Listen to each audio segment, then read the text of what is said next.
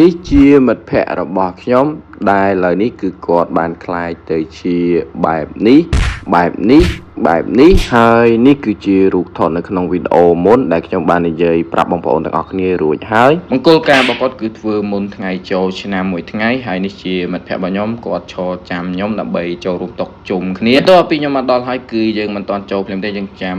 មិត្តភក្តិស្រីដើម្បីមកជុំគ្នាម្សាទៀតចឹងចាំ2ដងអញ្ចឹងមកដល់នេះដែរគឺខ្ញុំដើរចូលមុខរោងដើម្បីថតមួយកូនកំមុំដែរពេលហ្នឹងយើងដាក់កាមេរ៉ាខុសបែរទៅលើមេឃអញ្ចឹងយើងក៏អត់បានដាក់ទៅយើងកាត់មកក្នុងមុខរោងអញ្ចឹងអាពេលថតហ្នឹងគឺខ្ញុំមិនដឹងទេហើយនេះមិត្តភក្តិរបស់ខ្ញុំបន្ទាប់ពីគួយទៅឃើញតុកនៅខាងនោះសិតតែមិត្តភក្តិរបស់ខ្ញុំដែរអញ្ចឹងគឺគាត់ទៅsupport នៅតុកនោះចូលរួមនៅតុកនោះហើយនេះគឺខ្ញុំប្រើកូនកំមុំយកតែម្ដងបាទប្រើឲ្យទៅយកกระดาษជូតមាត់ដើម្បី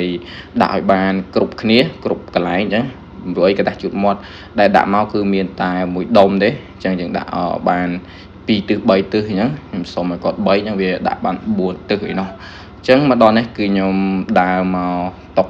មិត្តភ័ក្តិរបស់ខ្ញុំមួយទៀតហើយដើម្បីដាក់ជាក់ជុំគ្នាហើយទៅនេះគឺយើងសួរសុខទុក្ខគ្នាដោយសារតការមិត្តភ័ក្តិខ្ញុំដំបូងហ្នឹងគឺយើងបានស្វាគមន៍គ្នាឲ្យអស់ហើយ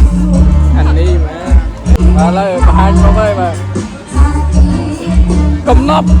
500ឆ្នាំត្រូវបានបង្ហាញនៅថ្ងៃនេះ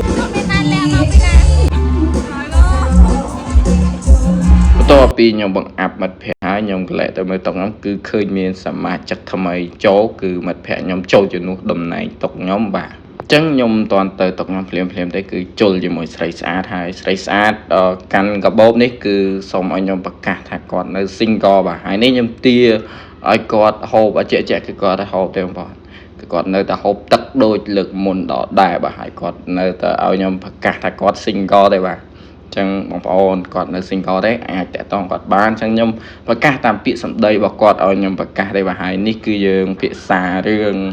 តិចតួចដើម្បីសោយសប្បាយមុនពេលយើងជួបគ្នាហើយនៅក្នុងថ្ងៃហ្នឹងគឺយើងមិនសូវមានការរំអីទេគឺពួកគាត់បញ្ញាប់មែនតើគឺគាត់ហូបហើយគឺទៅផ្ទះហើយនេះគឺជាដៃគូដៃកង់អ្នកការហ្នឹងហើយមិត្តភ័ក្តិដៃគូដៃកង់ស្អិតអមួតអ្នកការហ្នឹងហើយឆ្វេងងាកស្ដាំយើងឃើញស្រីស្អាតម្នាក់ទៀតហើយខ្ញុំក៏មិនបានទៅតុកវិញដែរបងប្អូនចាំទស្សនានៅវីដេអូទី2ខ្ញុំមាន challenge លេងជាមួយកូនកន្លោះនិងកូនក្រមុំ